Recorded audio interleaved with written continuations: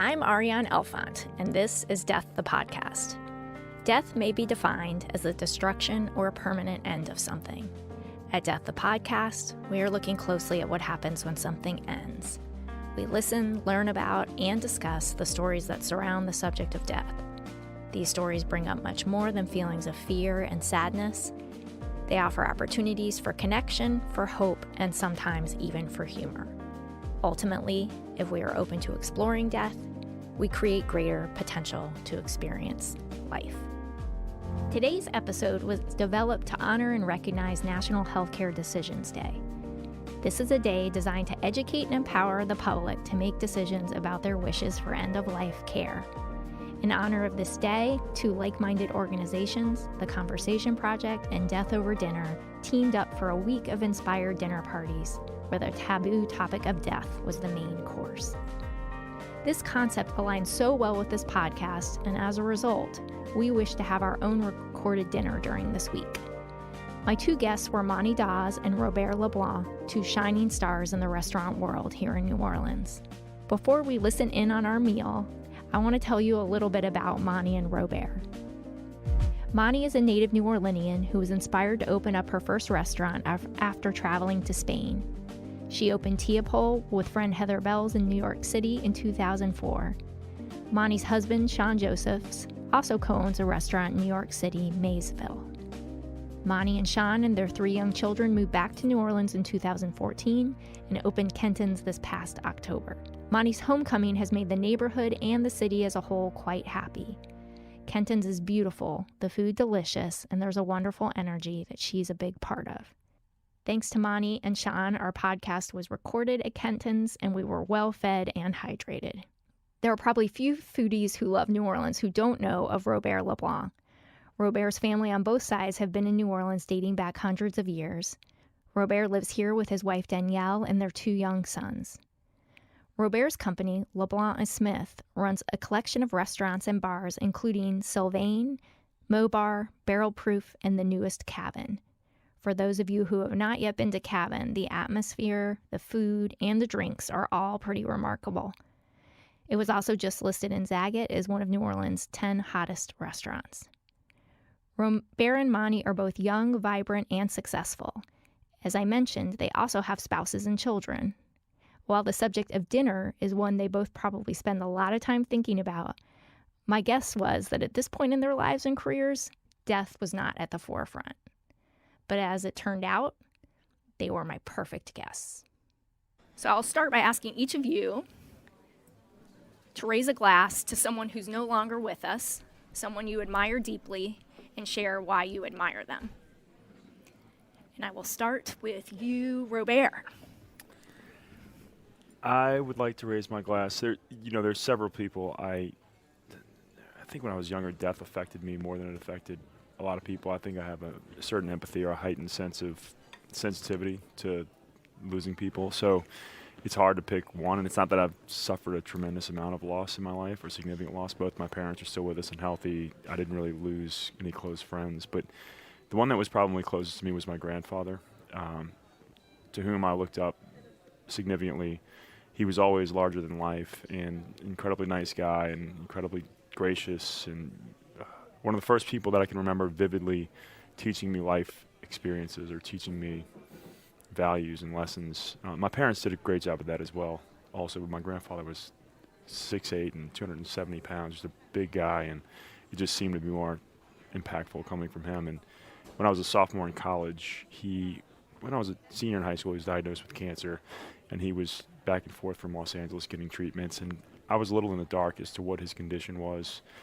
My freshman year, I chose to come to school here at Loyola New Orleans to be closer to him and my grandmother, but had a great time with him freshman year and couldn't really tell anything.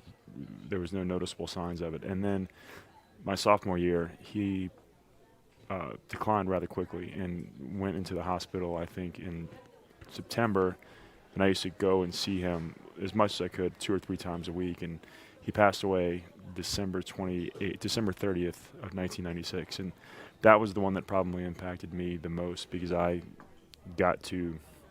this was literally my hero, larger than life, literally and figuratively, and to slowly watch him wither away. And to spend time with him through that, that's, as a 19-year-old, that was incredibly impressionable. So I'd like to raise my glass to him. He still informs who I am today very much, and there's a lot that I do that I learned from him that I try to impart on my children. He sounds amazing. He was awesome. He was fun. He's a good guy. All right, well, let's raise a glass to him. What is his name? His name is Mike Smith. Mike Smith. Mike Smith. Mike Smith. So, Monty, who would you like to raise a glass to? I would like to raise a glass to my aunt on my mother's side, my mother's sister, Amelie. We share a name. My middle name is Amelie. My daughter is Marie Amelie. And she was a huge part of my life growing up. She was diagnosed with early Alzheimer's and died when she was 60, and had a long, difficult battle with the disease, but she was always maintained her incredible, wicked sense of humor. And my mother's one of 3 girls, and she was the middle child, and she was always, she was kind of like the peacemaker in the family, and she was the one who, more than anything in life, she kind of taught me how to have fun in a way. Not that you have to teach someone to have fun, but visiting her and spending time with her was always a joyful experience. She made my mother laugh more than anyone I've ever known in my life, and she was just a delight, and I adored her. And yeah, that's who I'd like to raise my glass to. She sounds amazing. Amelie. Amelie. Do you want to renegotiate things on the plate? We just got served all this beautiful food. I know. I feel like we should just pass around, yeah, or whatever you all want to do. So regret is an ugly feeling. Yes. If you were informed that you would die in 1 month, what would be your first response? How do you think you would feel? What would you do with your final 30 days? I would probably cry. I mean, my first, I don't know. I guess once the shock wore off, I imagine I would be upset and want to surround myself with my loved ones and tell them. But, well, I don't know if my first response would be tell them. I would probably need some time to process it. Yeah, I don't know. I think I would, I think I would cry. And I would, I think I would, my last 30 days, I would just want to be surrounded with my loved ones, my kids and my family and friends. I think I would want to maybe do a little bit of travel. I mean, 30 days is not a lot of time. See some things, but with the people that I love, and share some new experiences, and not spend too much time thinking about the fact that I only had 30 days. Yeah. Yeah, that's about it, I think. I think I'd be pissed.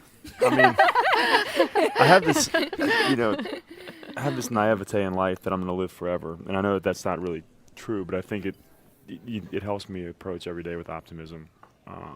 So I really do. I think I'd be upset. I'd be grateful for I think I've been very blessed in these past 38 years, but I'd probably be upset that I didn't get a chance to do more a little bit. I know that's selfish. I know it's probably not the PC answer, but that's the truth. But I don't know that I'd have a ton of regret other than, particularly having kids now, I move into and out of these states of consciousness about being very grateful for things. And it's easy to get caught up, and Monty and I's business can be a hard business at times. It requires a lot of work, requires a lot of attention, and it requires giving a lot of emotion to a lot of people, both your team and your guests. And you kind of get sucked into that a little bit. And sometimes I look at these 2 or 3 week blocks where I didn't really feel grateful about things every day. And so I think regret would be not having enough weeks or months stacked together, which were completely about being grateful for where I am. And I'm still struggling with that. I still force myself every morning to think about things that I'm grateful for today. The first thing I do every day is So that would probably be a big regret, but I haven't had a chance to master that yet.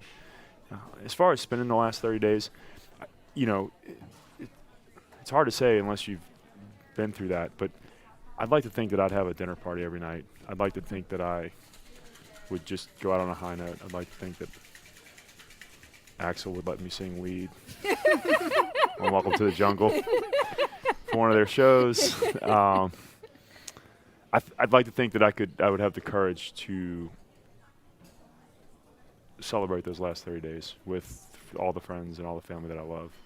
And there is a lot to be grateful for. And I do feel like if someone called after I got pissed, I would realize that I've had a very blessed first 38 years. And, that's all you can ask for. What I didn't tell people in our intro is, despite the fact that Monty and Robert are two of the busiest people I know, I gave them all this homework to prepare for this dinner and just to get in the mindset of the topic itself. And even though neither of them said this is the weirdest thing ever, I think in my head I felt like I wanted some sort of perspective about what they might be walking into. So one of the things that I asked them to listen to was Steve Jobs' commencement speech. So here he is talking to Stanford graduates about all the opportunities that are going to be afforded to them, and that, but that he talks actually a great deal about death and in his speech, but in a really beautiful way. So I'm paraphrasing here some of the things he says, but I'm going to throw them out. No one wants to die, but yet death is the destination we all share. No one has ever escaped it, and that is as it should be, because death is very likely the single best invention of life. It's life's change agent. It clears out the old to make way for the new. Right now, the new is you. Your time is limited, so don't waste it living someone else's life. And I'm wondering, for y'all, what those words might mean. And really, if there was any part of the speech, but for me, those things that he said really stuck out. And I also loved how he said at the end, stay hungry, stay foolish. I was just like, oh yes, of course. Like, I felt like that was, it was amazing to me that he said that. But I just love that. I understand the hungry part, but I love the foolish part because it's,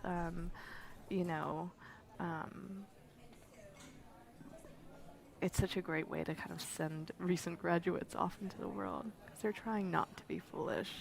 But he's encouraging them to be foolish. I thought that was amazing. Yeah, that the two aren't necessarily mutually exclusive. Yeah. You responded to something in that. Stay hungry, stay foolish. Yeah. Oh, I'm like, wow. That's every day of my life.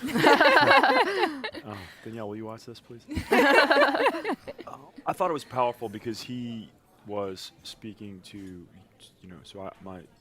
all college graduates probably have social pressures on what they should be doing, parental pressures on what they should be doing, and when those are graduates of a top 5 school in the country, and all the things that their parents sacrificed and they've had to sacrifice to probably make it through that program, for him to tell those kids to basically do the exact opposite of what 99% of them were probably doing, which is take the best job based on what people say, pursue the career field that my parents or my advisors think that I should pursue.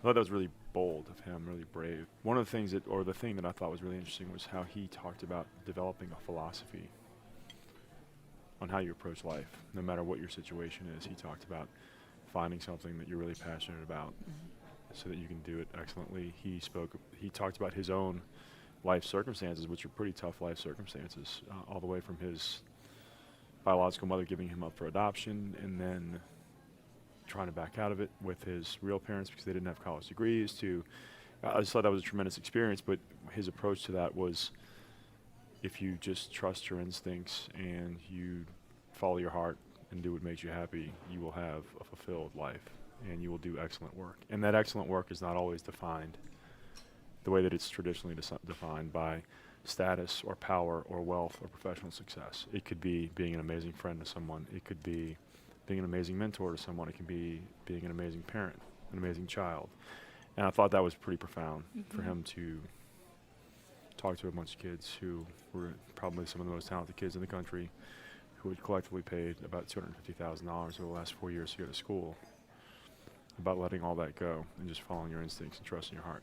And I do think that's a really sanguine way to approach your life in the context of death. Mm-hmm.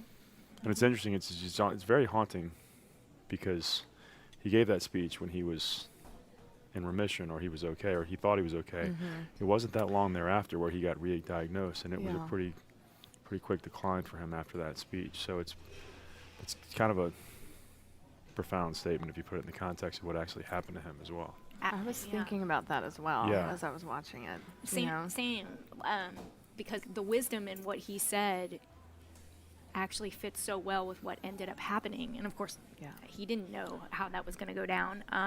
To leave that for us, I mean, he left so much, but to language that in that way. Yeah.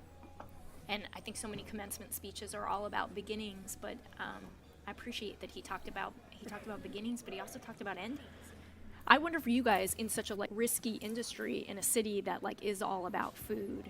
I don't know. I thought of the two of you since we were going to be doing this when I was listening to it, just because everybody is always talking about what you're doing, but also they're talking about what you're not doing. And I feel like he touched on that in people that just didn't believe in him. I love that. I mean, I think he even used the word failure when he was talking about, being fired, and it's amazing to me that someone with everything that he's achieved in his life was able to talk about that as such a positive. I mean, just that was incredible, and it resonated with me as well, because we've. I'm sure we've all experienced, we experience failure on a daily basis. We fail our guests, it happens, it can feel very devastating in the moment, and then you have the larger failures, which is a business that just isn't working, and how to. I don't know if you've had this experience, but we've had to close 2 businesses, and just moving on from that, and taking the lessons of that are really more about how can you apply that failure to your current success. So how can you say, and I do think it makes you afraid, and I think kind of Robert touched on a little bit. The fear is essential. You have to be a little bit afraid, and you have to you can't take anything lightly. One upset guest is too many. Do you know what I mean? And it's just or staff issues, anything that contributes to the imbalance of a restaurant, which if you're in your restaurants, you feel right away. You walk in the door, you feel that imbalance, and it's pretty profound. So you kind of have to go figure out how to go about righting the ship and putting everything back in its place. But We had our restaurant, St. Marie, failed in pretty public fashion, and over 4 years. And it was, I used to have, or hope I still do, but I used to really strong work ethic, and I genuinely thought I could outwork any problem. And this restaurant was the one that we opened after Sylvain, and in hindsight, it was too much too soon. I didn't have enough experience. I wasn't cut out to do it, and I literally just thought that I could outwork any problems or any issues, and it didn't really go well in the first couple of years. And then I just stuck with it and was refused to kind of tap out or to look at it as though it was a failure. And we did eventually make it a pretty good qualitative restaurant, but at that point the time was already spent, and we moved that team to Mobar, and now Mobar, I'm very proud of it, and it's a great restaurant. But St. Marie was heartbreaking for me. I mean, it put me out for a year in terms of how I felt about self-confidence, how I felt about capability, and having time and space. That's really where I learned how to run restaurants and bars. The ones that were successful, that went well, were as much a function of place and time as it was any of my abilities. You kind of that quintessentially right place, right time. You get lucky, and so in hindsight, I'm very grateful. That will be the most formative experience of my career. And it failed, and it was through death. And I didn't really think about that in the macro sense of what it means to my career now until you listen to him talk about getting fired from Apple, which was essentially him failing. Well, it's like that death breathed life into Right. into what Yeah, you're doing. absolutely. Yeah. And that probably saved my life too, to be honest. I mean, I'm very proud of how much time I spend with my family and friends. I'm very proud of what we do professionally. I can relate to Monty very well, very closely in terms of spending time with staff and seeing them grow. That's really what drives her. That's what drives us. That's what drives me. And I was different before then. I wasn't an ego guy, or I wasn't arrogant. I just genuinely thought that I could do it all. Yeah. I thought I could just work harder and fix it. And if I just, and it would have wrecked me. It would have ruined me. So through that experience, which was death of a business and failure, I've been given this life that I'm very grateful for, and I'm very happy, and have just think I'm very blessed. But it was because of that loss, that failure. Yeah. Thanks for that. Both of you. As I said in my intro, I do not imagine that the next thing I'm going to ask is probably something that y'all have thought a lot about, but you might have. I don't want to project something that may not be true.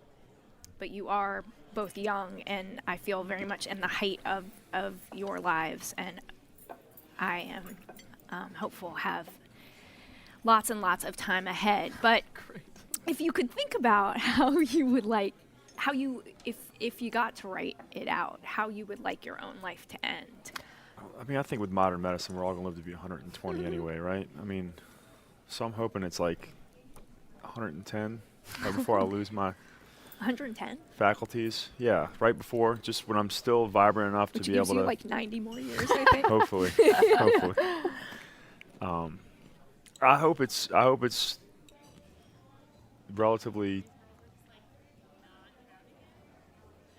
painless, but I hope it actually occurs over enough time that I get a chance to tell everybody how I felt about them. So, I know you typically would say I'd like to die in a car accident, or I'd like to die quick and painless. I'd like to not know it's happening. And there's a part of that I think is novel and romantic, but I'd like a couple weeks to right any wrongs in my life, or to let people know letting people know how I felt about them and how they impacted me and how affected my life positively is really important to me. And if I got a chance to do that, that would be how I'd like to go. I feel like you are going to write a lot of notes after this show. I just I feel wiped like off my calendar for the week. I feel like you have a lot. I mean, I've been thinking about it a lot. I was intimidated to to come on this, and I was like, but I've been thinking about it since 2 weeks ago. I mean, I've been thinking a lot about. It's interesting. I mean, I know that the point of this series and this project is to get people to think about that, but I think it's a pretty profound social experiment that if everybody thought about their own death, how differently they'd live their life. It's pretty cool. And yet you come across as somebody who is so gracious right in the moment. I mean, I don't know you very well, and you've always been that way with me. Thank you. Like you seem very connected. I to think I appreciate you saying that. I think I had again, as I said, as a child, one of my mentors on my swim team died in a car accident. One of my high school football teammates died in a car accident. I was really affected by death loudly. There were not people it wasn't a sibling and it wasn't a parent, but it affected me pretty profoundly. And I do think that was probably a great experience for me, because when people ask you regrets, I don't live my life with a lot of regret. I don't have a lot of things that I wish I would have tried that I didn't try. I really feel like I've learned from those experiences to live every day to the fullest. And so I don't have those regrets. And I think part of that is making sure that people know how much you appreciate what they do for you and what they mean to you in your life. And, as sad as those experiences were for me, and I think it still affects me more profoundly than it affects my friends. But I think that also helps me live my life a little bit more. You paid attention to those events. Mm-hmm. You didn't put them away in a compartment. Right. So, Monty, I know this is exactly what you want to think about and exactly why you agreed to do this. I knew it was coming.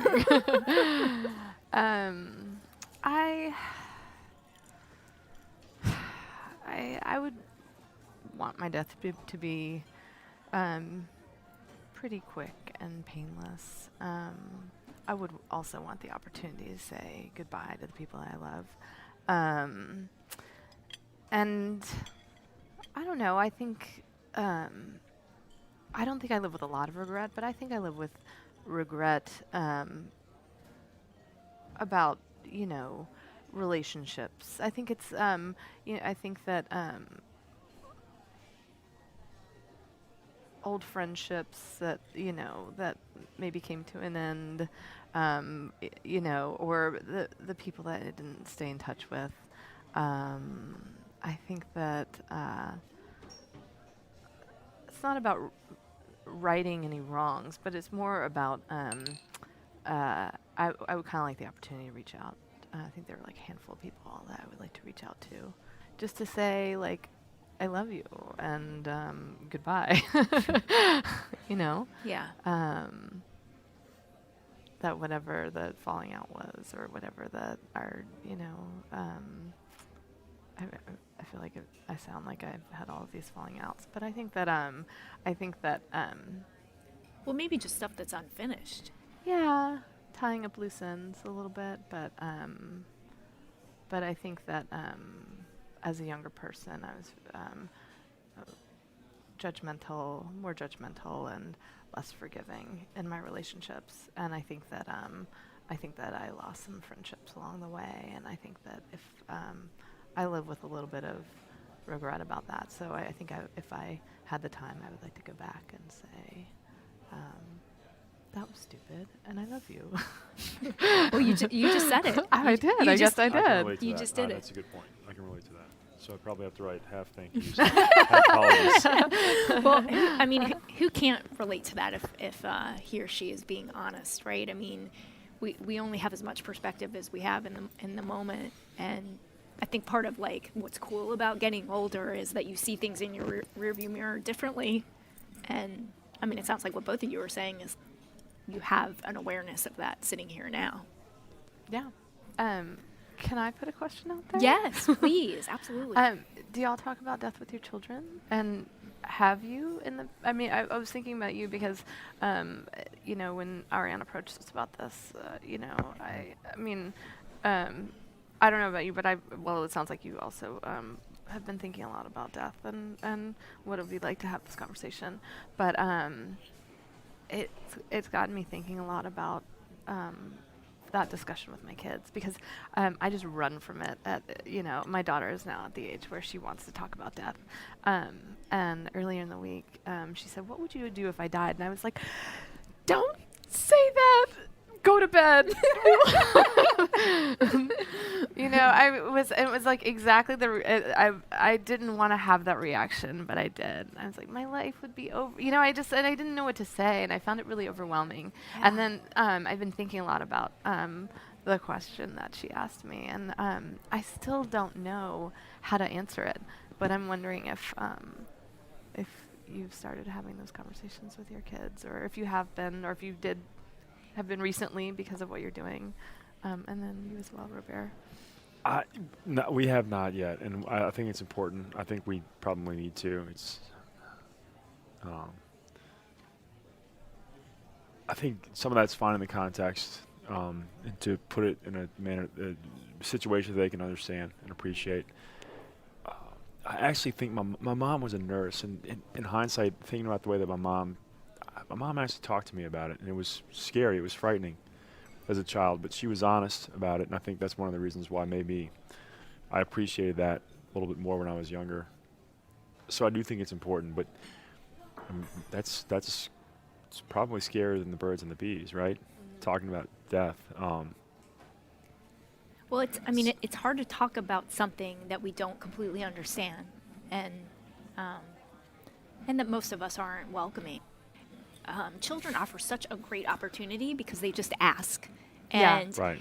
In a way, children are like, I wish you were my audience, because there's nothing that's taboo for them. And yet something about, as we start to grow up, of course, they start to sense from us that it's a taboo subject. Mm-hmm. I think that there's this instinct that we have that when our children ask these questions where it's like almost like inviting death into the room, and it's we want to push it away because we don't really want to invite death into a room with our kids.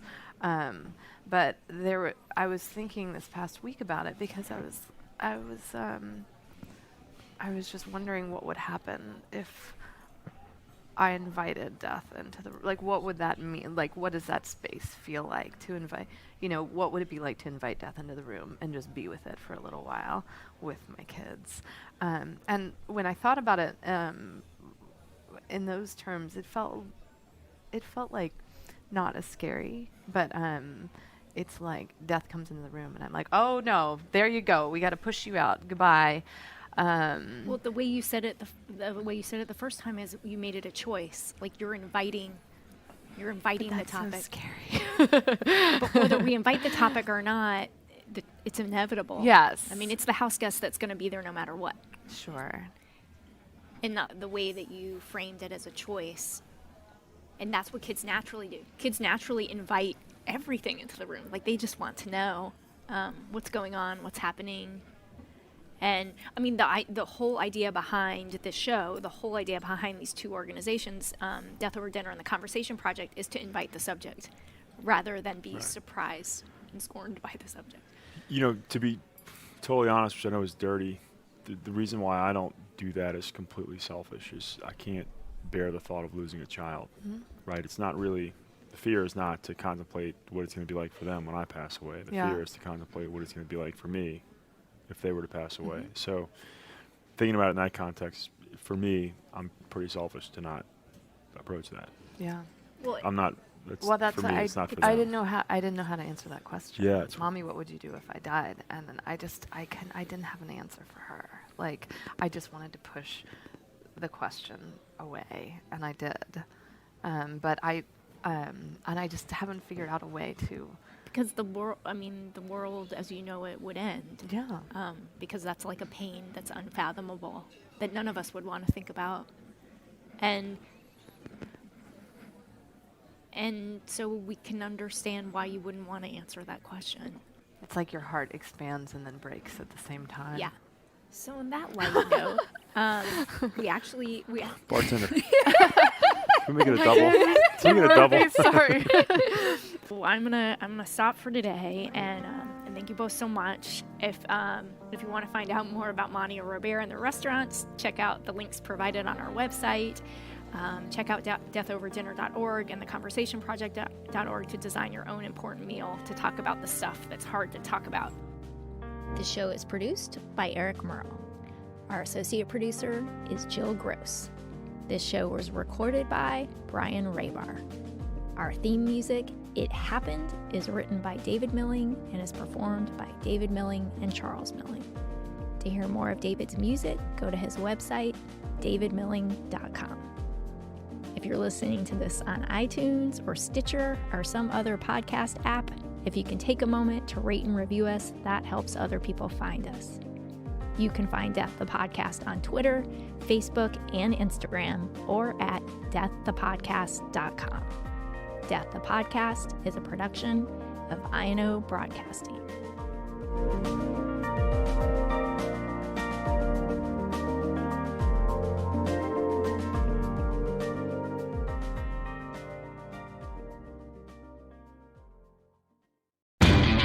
You know Labor Day signals the unofficial end of summer, but not the end of your outdoor projects. Lowe's helps you do it right and helps you save with Labor Day deals throughout the store. Shop now and get 2 bags of Stay Green potting mix for $12. And keep your lawn looking neat and trim with a Craftsman 2-cycle 17-inch gas string trimmer, now $20 off at just $119. Whatever's still on your to-do list this Labor Day, do it right for less. Start with Lowe's. Offers valid through 8/28. Soil offer excludes Alaska and Hawaii, U.S. only.